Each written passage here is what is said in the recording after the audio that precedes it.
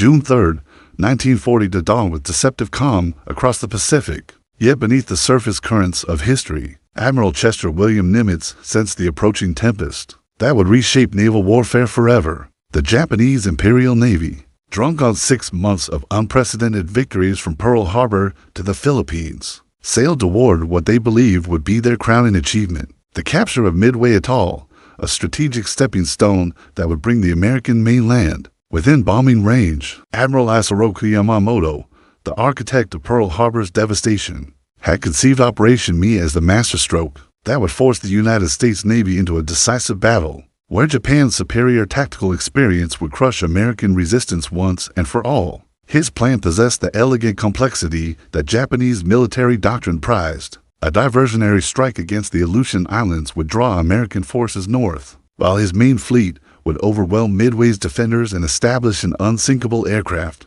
carrier in the Central Pacific. Yamamoto's brilliant strategy contained a fatal flaw that would prove catastrophic. He had underestimated American cryptographers, who had been methodically breaking Japanese naval codes. At Station HYPO in Pearl Harbor, Commander Joseph John Rockford and his team of codebreakers worked around the clock, piecing together fragments of intercepted messages that revealed the enemy's intentions with stunning clarity. The Americans knew not only where the Japanese would strike, but when and with what forces. This context draws from the classified naval intelligence records held at the National Archives and Records Administration. Admiral Raymond Ames Spruance, commanding Task Force 16, received his orders with the weight of history pressing upon his shoulders. Unlike the flamboyant William Frederick Halsey, who illness had forced to remain in port, Spruance possessed a calculating mind that would prove perfectly suited for the coming engagement. He understood that the Pacific War's outcome might well depend on the next 72 hours, and that American naval aviation enlisted in major fleet actions would face its ultimate trial against Japan's veteran carrier pilots. The Japanese fleet approached Midway with overwhelming confidence, therefore heavy carriers Akagi, Kaga, Soryu, and Hiryu launching the first strike wave against the atoll's defenses at dawn on June 4th. Vice Admiral Chuichi Nagumo, commanding the carrier force that had devastated Pearl Harbor, expected to repeat that triumph against Midway's hapless defenders. His pilots reported successful attacks on the island's installations, but recommended a second strike to complete the destruction. This recommendation would prove the first link in a chain of decisions that would transform Japanese victory into American triumph. Nagumo faced a cruel dilemma. His aircraft were armed with anti-ship weapons for the expected encounter with American naval forces, but changing the land attack ordinance for a second strike against Midway would require precious time, as his mechanics frantically switched armaments on the hangar decks below. American torpedo and dive bombers were already racing across the Pacific toward his unsuspecting fleet. The stage was set for one of history's most dramatic reversals, where Japanese tactical superiority would crumble before American code-breaking brilliance. At desperate courage. June 4th, 1942, at precisely 10:24 in the morning, Lieutenant Commander Wade McCluskey spotted the white wakes of Japanese warships cutting through the Pacific's azure surface, far below his Douglas Dauntless dive bomber. After flying beyond his fuel reserves searching for the enemy fleet, McCluskey had gambled on following a lone Japanese destroyer racing northward, a decision that would prove among the war's most consequential. The Japanese carrier force had turned to recover aircraft from their Midway strike, presenting their flight decks loaded with fuel and armed planes in the most vulnerable possible configuration. Admiral Nagumo's tactical dilemma had reached its climax. American torpedo bombers were attacking from multiple directions, forcing his combat air patrol down to sea level, while his own strike aircraft sat exposed on deck, waiting for the all-clear to launch against the American carriers his scouts had finally located. These details are corroborated by combat reports filed with the Office of Naval Intelligence, now housed in the Naval History and Heritage Command Archives. The morning's earlier attacks had been costly disasters for American forces. Torpedo Squadron 8, flying obsolete Douglas Devastator aircraft, had been virtually annihilated by Japanese fighters and anti-aircraft fire. Of 15 planes that began the attack, only one pilot, Tenzin George Gay, survived, floating in the Pacific and witnessing the battle's climactic moments from the water. The sacrifice of these torpedo bombers, however, had drawn Japanese fighters down to sea level, leaving the high-altitude approaches undefended. Lieutenant Commander Maxwell Franklin Leslie led Bombing Squadron 3 from the USS Yorktown, Into their attack dived simultaneously with McCluskey's squadrons from Enterprise. The Japanese carriers, caught in the worst possible moment of their operational cycle, became death traps as American bombs found their marks with devastating precision. Akagi, Yamamoto's flagship during the Pearl Harbor attack, erupted in flames as her hangar deck became an inferno of exploding ordnance and aviation fuel. Captain Ryusaku Yanagimoto chose to go down with his ship Soryu, rather than abandon her to the flames, embodying the Japanese warrior code that would soon prove inadequate against American industrial might and tactical adaptation. Kaga, the converted battlecruiser that had helped devastate Pearl Harbor, followed her sisters into the depths. Her flight deck twisted into scrap metal by internal explosions that no damage control team could contain. Within 6 minutes, 3 of Japan's four heavy carriers had been transformed from instruments of conquest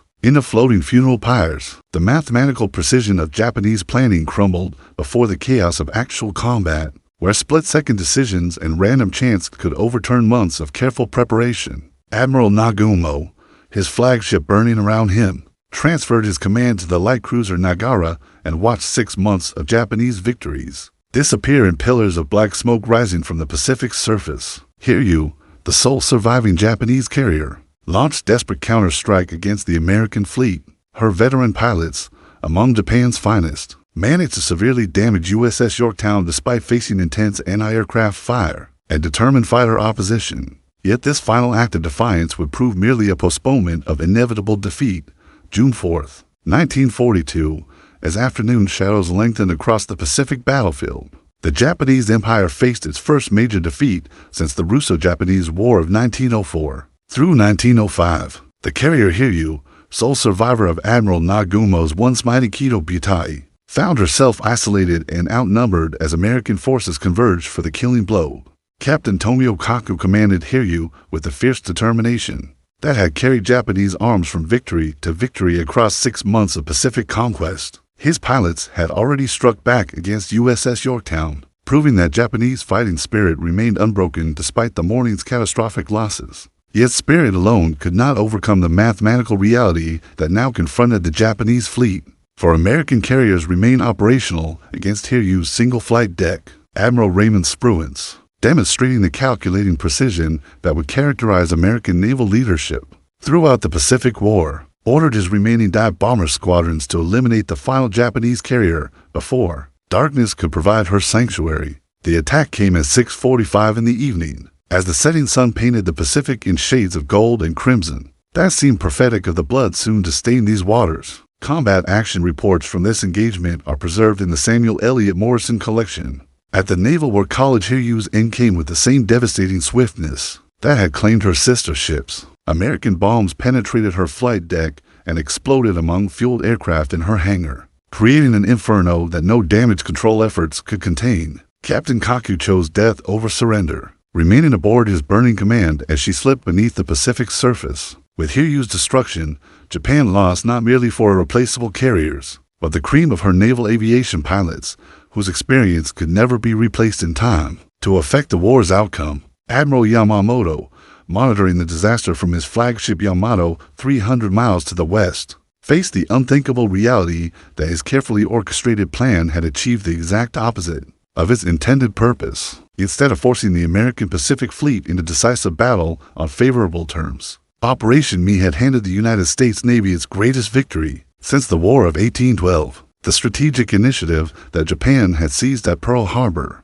now passed irrevocably to American hands. The human cost of Japanese tactical rigidity became apparent as darkness fell over the Pacific. Hundreds of experienced aircrew, their irreplaceable veterans who had perfected carrier aviation techniques during years of combat in China, perished in the flames of their burning ships or drowned in oil-slicked waters. These losses could not be made good by training new pilots, for Japan lacked both the time and fuel necessary to properly prepare replacements for such skilled warriors. USS Yorktown, grievously damaged by Hiryu's final strike, struggled to remain afloat as her crew fought fires and flooding with the same determination their enemies had shown. The carrier's eventual loss to submarine attack 3 days later would prove a small price for the victory American forces had achieved. For Japanese carriers and their irreplaceable aircrews had been exchanged for one American ship, a ratio that spelled doom for Japanese hopes of Pacific domination. June 7, 1942, found Admiral Isoroku Yamamoto aboard the super battleship Yamato,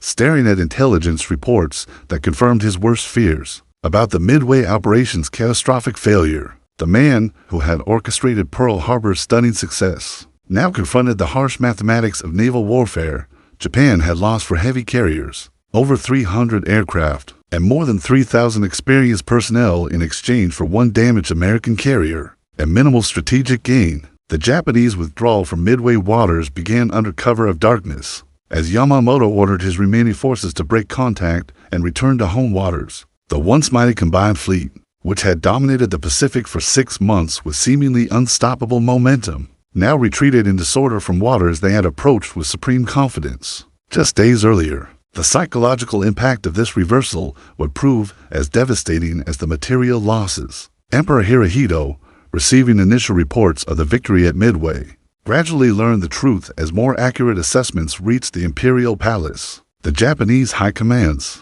initial attempts to conceal the defeat's magnitude ultimately failed when families began inquiring about missing aircrews who would never return home. The myth of Japanese invincibility, carefully cultivated since Pearl Harbor, crumbled as word of the disaster spread through Japan's military and civilian establishments. These details emerged from interrogation records of Japanese naval personnel compiled by the U.S. Strategic Bombing Survey immediately following Japan's surrender. Admiral Chester Nimitz, analyzing the battle's results from his Pearl Harbor headquarters, recognized that American cryptographic superiority had been the decisive factor in achieving this stunning reversal. The ability to read Japanese naval codes had transformed what should have been an enemy ambush into an American trap of devastating effectiveness. This intelligence advantage would continue paying dividends throughout the Pacific War's remaining campaigns. The strategic implications of Midway's outcome extended far beyond the immediate tactical situation. Japan's naval aviation arm, built through years of intensive training and combat experience in China, could not be quickly reconstituted after such devastating losses. American industrial capacity, meanwhile, was just beginning to reach full wartime production, promising a flood of new carriers, aircraft, and trained aircrews that would overwhelm any Japanese attempt at recovery. Lieutenant General Delos Carlton Emmons, commanding Hawaiian Department forces, observed the battle's conclusion with satisfaction tempered by awareness of the challenges ahead. While Midway had eliminated the immediate threat to Hawaiian Island security, the Pacific War would require years of additional fighting to bring Japan to surrender.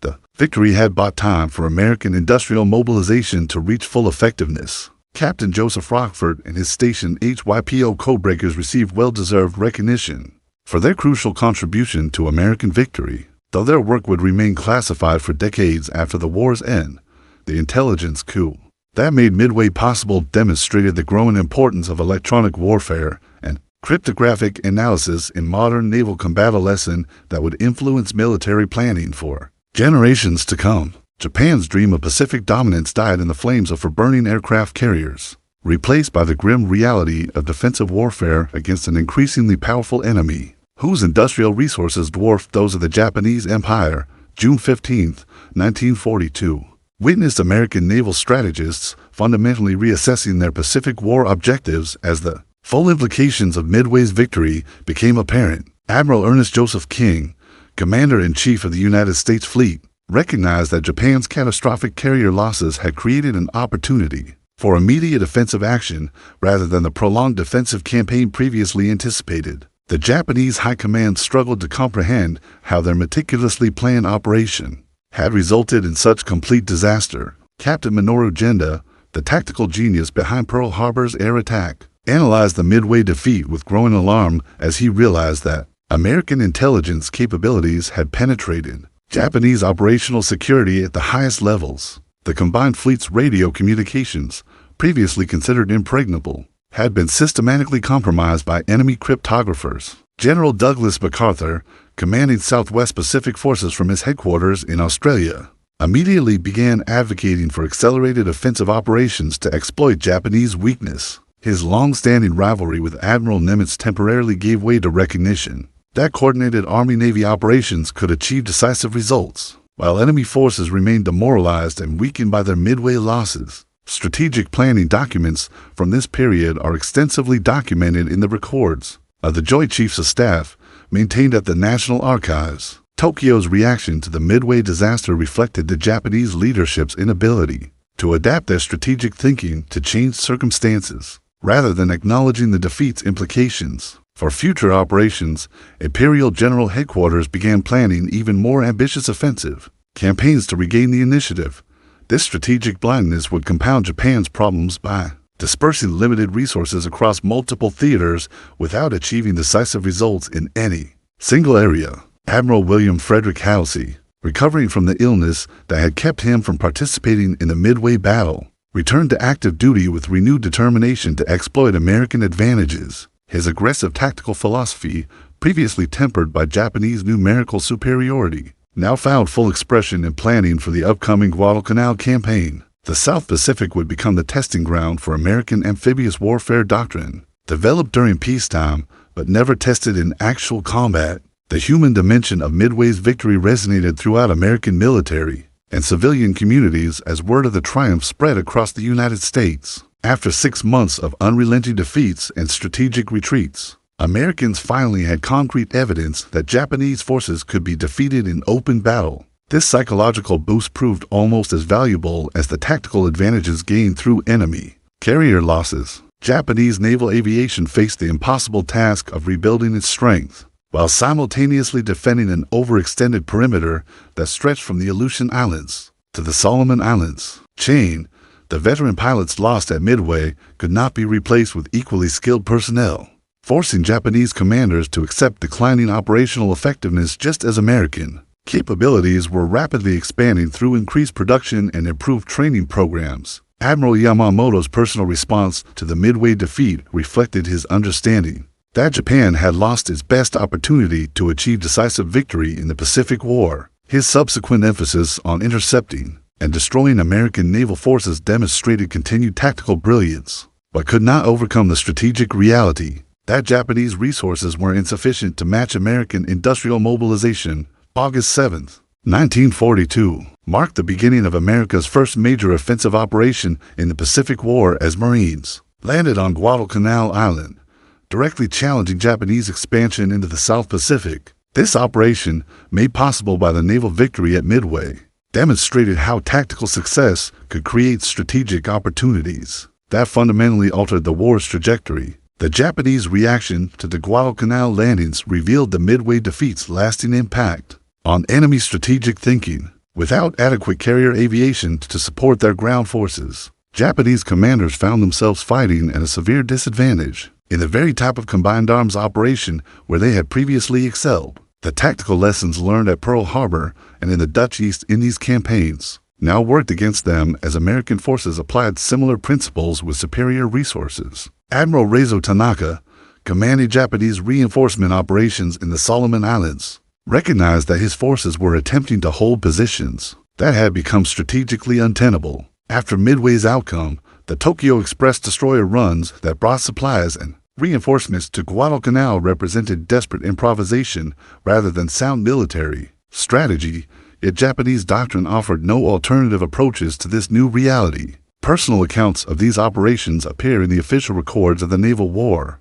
compiled by the Office of Naval Operations Historical Division. Captain Richmond Kelly Turner, commanding American amphibious forces in the South Pacific, implemented tactics that exploited Japanese weaknesses revealed at Midway. The enemy's reduced air cover capability meant that American naval forces could operate in contested waters with acceptable risk levels, while Japanese surface forces found themselves increasingly isolated from effective air support.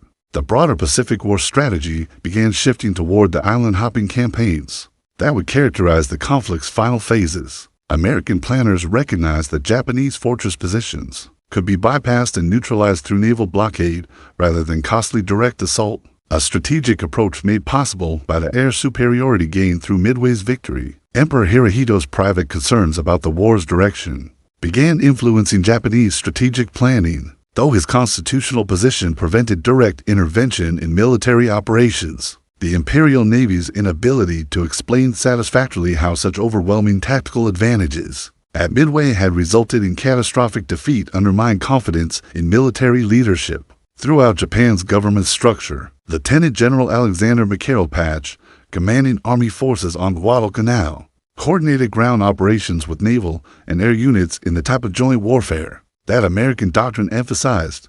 This operational integration contrasted sharply with Japanese service rivalries that prevented effective coordination between Army and Navy forces throughout the Pacific theater. The human cost of Japan's strategic rigidity became increasingly apparent. As the Guadalcanal campaign intensified, Japanese forces, unable to match American logistical capabilities, suffered malnutrition and disease while attempting to hold positions that superior enemy resources made ultimately indefensible. The tactical excellence that had carried Japanese arms to victory in 1941 and early 1940 proved insufficient against organized American industrial warfare. Admiral Nimitz's Pacific Fleet strategy evolved to emphasize sustained offensive operations rather than the defensive campaigns previously anticipated, demonstrating how tactical victories like Midway could create strategic opportunities that fundamentally altered conflict parameters throughout an entire theater of operations. November 13, 1942, witnessed the climactic naval battle of Guadalcanal, where Japanese attempts to regain the initiative finally collapsed against American forces. Strengthened by the confidence and tactical advantages gained at Midway, Admiral Daniel Judson Callaghan's task force engaged Japanese bombardment forces in a chaotic night action that demonstrated how the Pacific War's character had fundamentally changed since June. The Japanese High Command's decision to risk major surface units in direct confrontation with American naval forces reflected growing desperation rather than sound strategic thinking. Admiral Abe Hiroaki's bombardment mission aimed to destroy Henderson Field and eliminate American air power from Guadalcanal, but this operation required exposing precious battleships and cruisers. The enemy attack without adequate air cover, a risk that pre-Midway Japanese strategy would never have accepted. Vice Admiral William Frederick Halsey, now commanding South Pacific forces, demonstrated the aggressive leadership style that Midway's victory had made possible. His willingness to engage Japanese forces in surface combat reflected confidence that American industrial advantages could absorb tactical losses while inflicting irreplaceable damage on enemy units.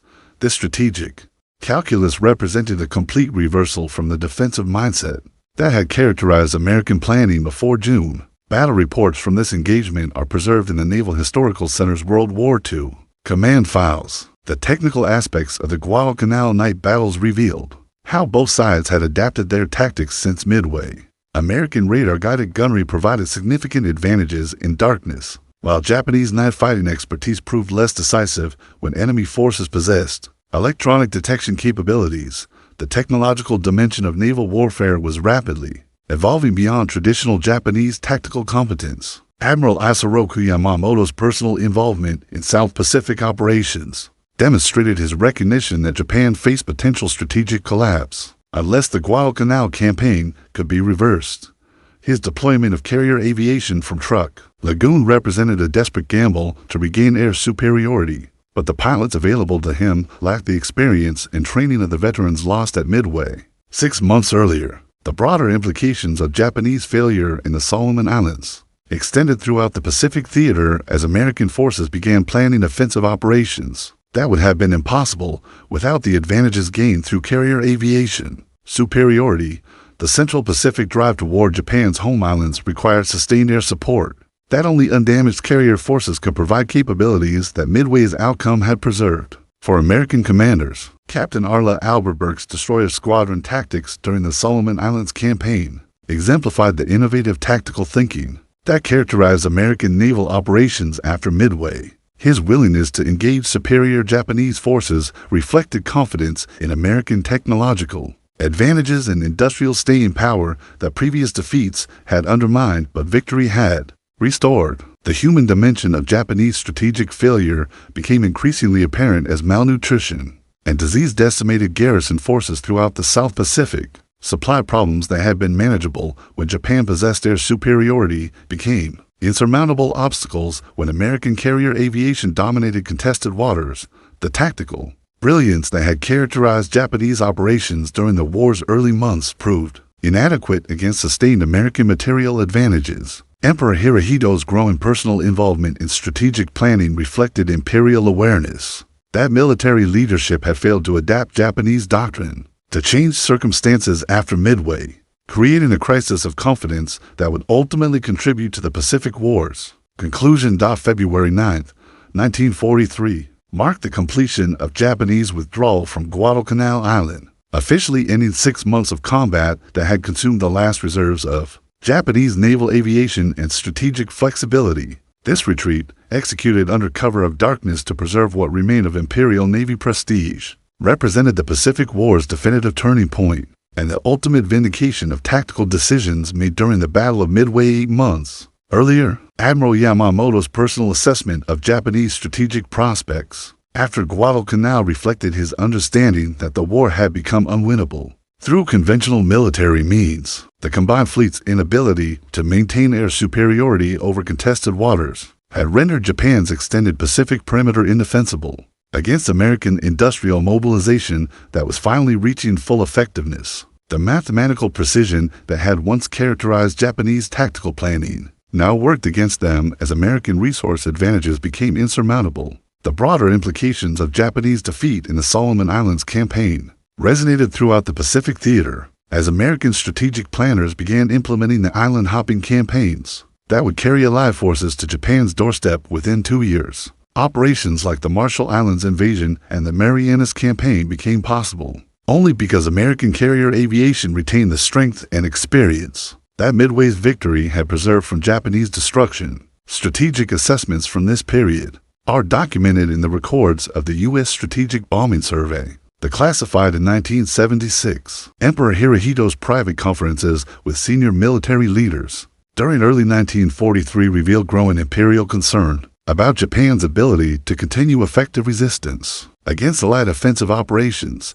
The failure of Japanese naval strategy after Midway had created a crisis of confidence within the highest levels of government. Though constitutional constraints prevented direct imperial intervention in operational planning, Admiral Chester Nimitz's Pacific Fleet strategy evolved during 1943 to emphasize the sustained offensive operations that Japanese weakness now made possible. The Central Pacific Drive that would culminate in the capture of strategic bases within bombing range of Japan's home islands depended entirely on maintaining the carrier aviation superiority that American forces had achieved through their Midway victory and preserved through subsequent successful operations. The human cost of Japanese strategic rigidity became tragically apparent as isolated garrison forces throughout the Pacific faced annihilation without hope of relief or evacuation. The tactical doctrine that had emphasized honor over survival proved catastrophically inappropriate for the type of industrial warfare that characterized the Pacific conflict's later phases.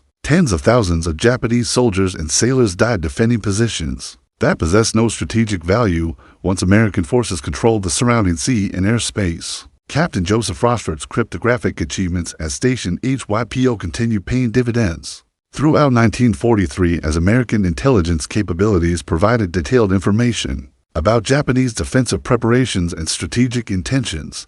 The code-breaking triumph that had made Midway possible established patterns of electronic warfare that would influence military planning for decades beyond the Pacific War's conclusion. The final assessment of Japanese battle logic's failure at Midway revealed fundamental flaws in imperial strategic thinking that no amount of tactical brilliance could overcome. The assumption that American industrial capacity could not be effectively mobilized for Pacific operations proved catastrophically incorrect, while Japanese overconfidence in their tactical superiority blinded them to the possibility that enemy intelligence capabilities might penetrate their operational security at decisive moments. The swift revenge that followed Midway's turning point demonstrated how single battles could determine entire wars when their outcomes fundamentally altered the strategic balance between opposing forces. Japan's dream of Pacific Empire died in 6 minutes of American dive-bombing accuracy, replaced by the grim reality of defensive warfare against increasingly overwhelming enemy advantages that would ultimately compel imperial surrender.